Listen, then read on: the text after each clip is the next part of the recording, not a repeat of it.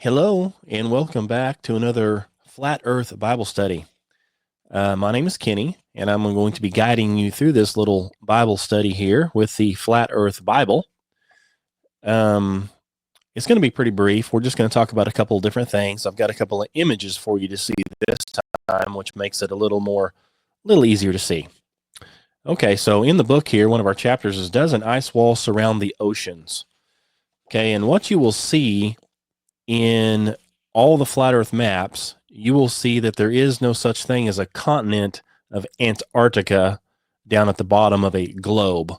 Okay, instead, what you have is you have an ice wall that surrounds the entire circumference of everything. So, where we get some of this stuff is here in Job 26:10. It says, "He hath compassed the waters with bounds until the day and night come to an end." So what the Bible is saying here, of course, he's talking to Job. He's talking about the earth and he's talking about the oceans. And he says that God has compassed the waters with bounds. So in other words, they can only go so far. There's a boundary. Okay, now, if you believe in the globe, then there is no boundaries. It's all the way around and it's held on by gravity. Okay. So, but according to the Bible, the waters are compassed with bounds. That means they have something around them. So picture a lake. You know, you've got a lake, and somewhere around the lake, you always have a shoreline that the shore is higher than the water, right? It's the same exact thing. So, and he says this is going to be the case until the day and night come to an end. Well, in our lifetimes, the day and night's not going to come to an end. Okay. Unless I just don't see that happening in our lifetimes. But soon, according to the Bible, you know, I say soon, it's going to be after the 1,000-year millennium. Of course, we can talk about that some other time. You know, God is going to destroy the earth according to the Bible, and he is going to be the light that shines. There will be no more need for a sun, or a moon or anything like that. He's the light. So it says these waters are going to be compassed until the day and night come to an end. Well, that's a long time from now. Okay. Even if let's say the rapture happened today, you've got 7 years of tribulation, and then you've got Armageddon, and then you've got the 1,000-year reign of Christ on earth. So it's a ways. So before he destroys it all and starts over. So anyway, having said that, I'll just go ahead and read this to you. So Job 26, verse 10 describes God as having compassed the waters with bounds until the day and night come to an end. So this is interpreted as the waters of the earth being enclosed by, like I said, the ice wall, the Antarctic Circle down at the bottom down there around the edge. Okay, which acts as a boundary for the oceans. Okay, this interpretation suggests that the earth is surrounded by a barrier that holds the waters in place, supporting the idea of a flat earth with the Antarctic ice wall marking the edge. Okay, and the verse emphasizes the fixed nature of these bounds lasting until the end of time, basically. So what I've done here is I have a picture to show you. This is a picture of what the ancient Hebrews believed our system looks like. Now, if you look at a scientific one today, they're going to show you moon and stars and space and the earth as a speck. But that's not what they used to believe. That's not what they used to teach. Okay, the Bible teaches this. This is what all the ancient Hebrews believed. So the purpose of this book here, one of the purposes is to show you that the Bible teaches flat earth, and that's what they've always believed. So if you take a new Bible, like a King James Bible, and you take a Christian today, and they say, oh, it doesn't teach anything about flat earth. Well, all the ancients in the Hebrews believed in the flat earth. And this is their model. This is an ancient model of them. As you can see, you have the earth is here and it's surrounded by a higher edge. Now, this is showing mountains. This could be ice, whatever it is. It has an upturned edge. Everything else is in the middle, like the ocean. The earth literally goes down, and it has pillars, and those are the pillars that the Bible refers to, the pillars of the earth. Underneath all of this is water. Above everything is water. And so you have this firmament right here, as you can see, that keeps the waters from coming in on top of the earth. And then we have the moon and the stars and the sun, and everything is up inside this firmament. Right on top of the firmament, in these waters, okay, or the seas above the firmament, is the heavens, where God is at, looking down on you. Okay, so he's just right there. He's not that far away. So this is what ancient Hebrews believed. This is what they taught. This is what was in a lot of the old Bibles in the front. This is it. So, I don't understand how somebody can come along now and say, oh, the Bible doesn't teach a flat earth. Well, it does. It teaches a flat earth. It sure does. So, anyway, so the next thing we have here is Earth compared to a flattened out seal with upturned edges. And this is another one that's in the Bible. What I'm doing is I'm giving you these little scriptures. These are sprinkled all throughout the Bible, these different scriptures. And most people just skip right over them because it doesn't really affect them or whatever. But if you would apply it to what it's supposed to be applied to, and you take all of the clues, all these different scriptures, and you add them all up, you get what I just showed you. You get what the Hebrews, and that's why the Hebrews believed it. Okay, because the Bible teaches that. There's no way to come to any other conclusion unless you try to. What happens now is they say, well, science has proved this wrong. So what you're doing now is you're believing a man over the written word of God. That's what it boils down to. Okay. So let's go ahead again in Job 38:14. It says, and he's talking about the earth, of course, and he says, it is turned as clay to the seal. Okay, so most people, okay, what does that mean? Well, in those days, the king had a ring that had his emblem or his signet on it. And what he would do is if he had any type of documents or anything, they would melt wax on it, and he would put his ring into it and seal it. It's like a signet ring. Okay. And I have a picture here, and I'm not sure why this thing got on its edge, but either way, this is an example of what it means. You take a seal and you press it into clay, or you press it into wax, hot wax, and it flattens out the centerpiece here. And as you can see along the edges, you have an upturned edge. And so God in the book of Job is describing the earth as turned as a clay to the seal.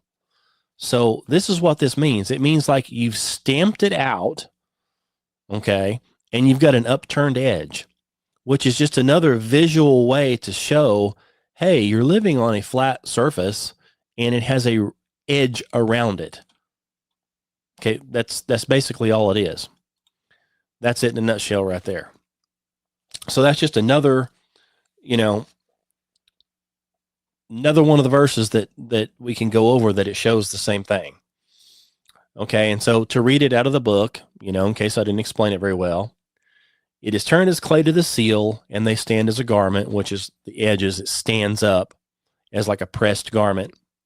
In the context of the flat earth theory, this verse can be interpreted to suggest that the flat earth has a shape similar to a wax seal. A wax seal, when pressed by a signet ring, creates a flat surface with upturned edges.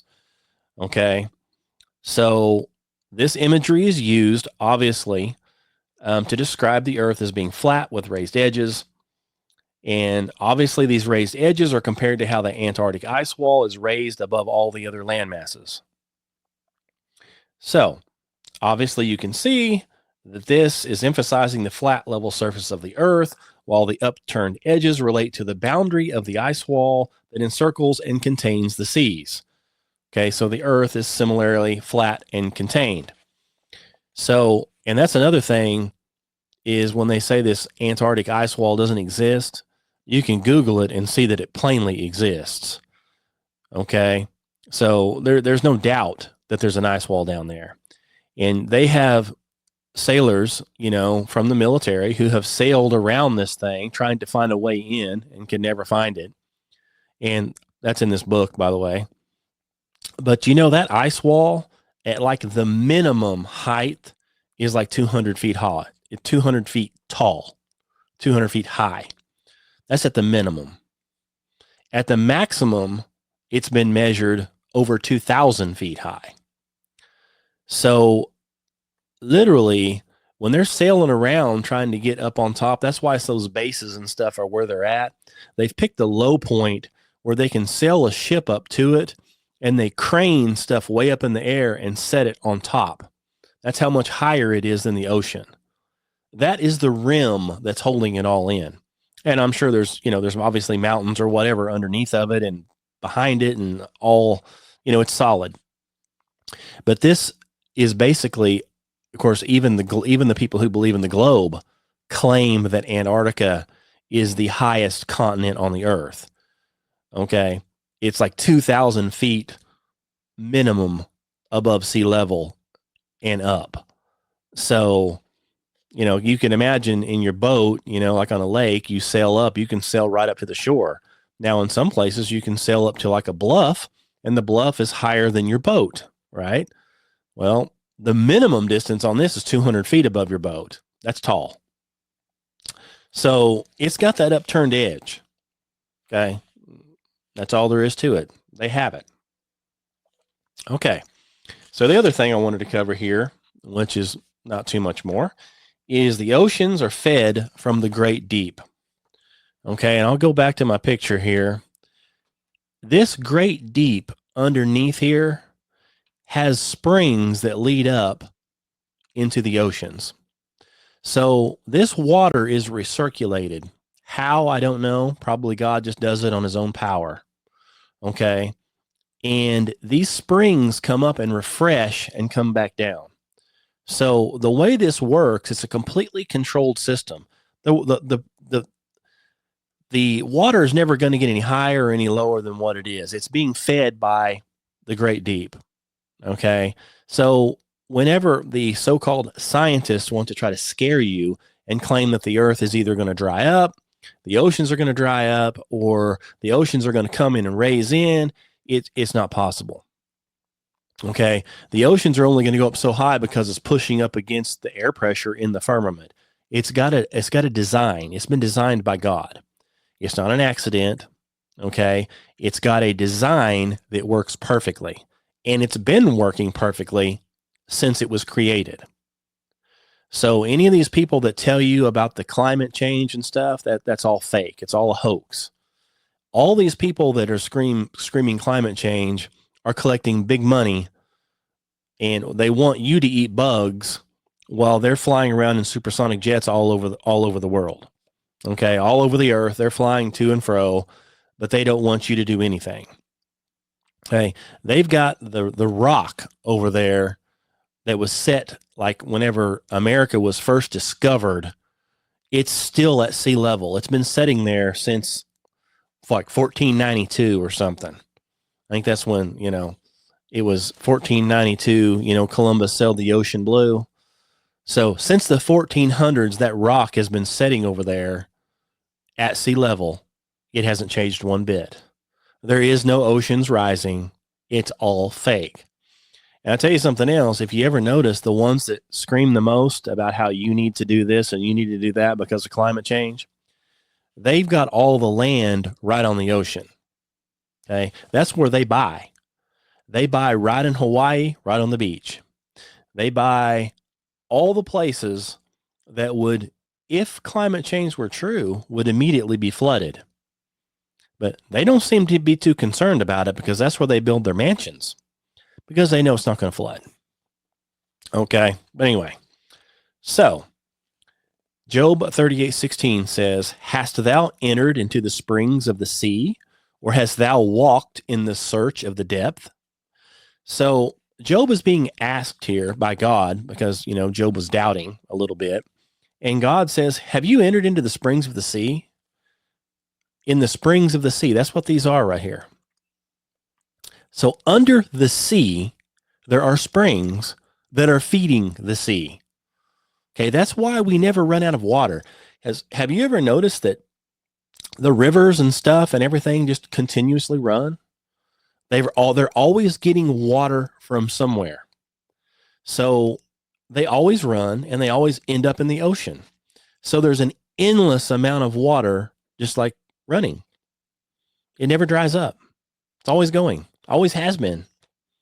Okay, now I know there are some freak deals and there are people who, dams have been built or whatever, but for the most part, every river, the big rivers, whatever they are, they're even mentioned in the Bible, the Euphrates, all of it, they're still going. They've been there for thousands of years. Where's the water coming from? It's coming from right here. It's coming from right here, from the great deep. These springs, the ocean and stuff is being fed. These rivers are being fed from springs deep down under the earth, the great deep. Okay. And of course, God asked him, he says, hast thou walked in the search of the depth? So in other words, you have no clue how deep this goes, do you? No, it goes way deeper than what you can even fathom in your mind. Do you think that, that great trench in the ocean, do you think, it's like the deepest trench, whatever the name of that trench is? It's on the tip of my tongue. But anyway, it's like the deepest trench in the ocean. They don't even know what's at the bottom. Well, guess what? This right here is deeper. When you go on into the great deep, then it's ongoing. So, you can't even walk in search of the depth according to God. You can't do it. So basically, this verse can be interpreted to suggest that the oceans are fed by springs from the great deep, okay, beneath the earth. And this interpretation proposes that these underground springs control the ocean's tide and water flow, challenging the conventional idea of the moon's role in tidal movements, which I've talked a little bit about that. I'll mention it briefly here in a second. So the water outside of the firmament is what's feeding these springs. So the tides are certainly not caused by the moon or sloshing of the oceans like Galileo claimed. Did you know, and it's in this book about Galileo, did you know that these wise science men, he actually came out with the theory that the earth is spinning so fast. The reason we have tides is because the water is sloshing around. That's what the scientists of the day claim. Water is sloshing. Now, finally, some other scientists got together and said, now that's the stupidest thing we've ever heard because nothing else is moving. So how could it be sloshing? But nothing else is sloshing. So they finally said, well, it's because of the moon, the gravity. Supposedly the gravity of the moon is so powerful that it can suck a whole ocean up 3 or 4 feet and then release it for whatever. Why it releases it, I don't know. But it sucks it up and it releases it. It sucks it up and releases it. And at some point, in different oceans, different bodies of water, it may only get up 8 inches and some of these tides come up 3 or 4 feet. Okay. And the moon's supposedly doing this. Now, for some reason, the moon has no effect on lakes. Lakes don't seem to have these tides, and swimming pools don't have tides. And, if you're on a ship in the ocean and the water's being sucked up and you have a glass of tea in your hand or water, it doesn't get affected by all this gravity. So this magical gravity force is very selective. Very selective. So the gravity of the moon is so powerful that it sucks the ocean up, but it doesn't seem to suck anything else up. Just like supposedly the sun's gravity is so powerful that it's holding all this stuff together, but it's not sucking the moon away from the earth. So, lots of, everything that you're taught today from so-called science, in my opinion, okay, is nothing but lies and propaganda. Everything is taught today against this right here. The reason is they don't want you to believe that there's a creator. They don't want you to believe how everything works, because see, if they can fool you, then they can tell you lots of other things, lots of lies. They can tell you that asteroids are going to hit the earth, that meteorites are going to destroy the earth, that we're going to be flooded by climate change, and that we're going to have this and we're going to have that. And 99% of everything they say is a lie. And if you believe in this right here, well, you know it's a lie. There are no asteroids that can get to you. There are no meteorites out in outer space floating around, because there's no such thing. Anything that's in it is in the firmament. God put it there, and that's all there is to it. You don't have to worry about anything. You can sleep well at night knowing there is no asteroids coming in to blow everything up. You know, that is a fake NASA lie. Okay? A fake NASA lie. So anyway, I'm going to go ahead and end this. I don't want to, I didn't want it to take too long. Let's see here. Let me get that back up there. Oops. So anyway, if you have any questions or anything, feel free to give me an email. My email is truthseekers2012@gmail.com. You can check out the website. It's flatbro.com. The ministry website is truthseekersministry.org. And be sure, and check out my book. It has all this stuff in it if you're interested. So thanks for listening. I'm going to do another one of these real soon. God bless you.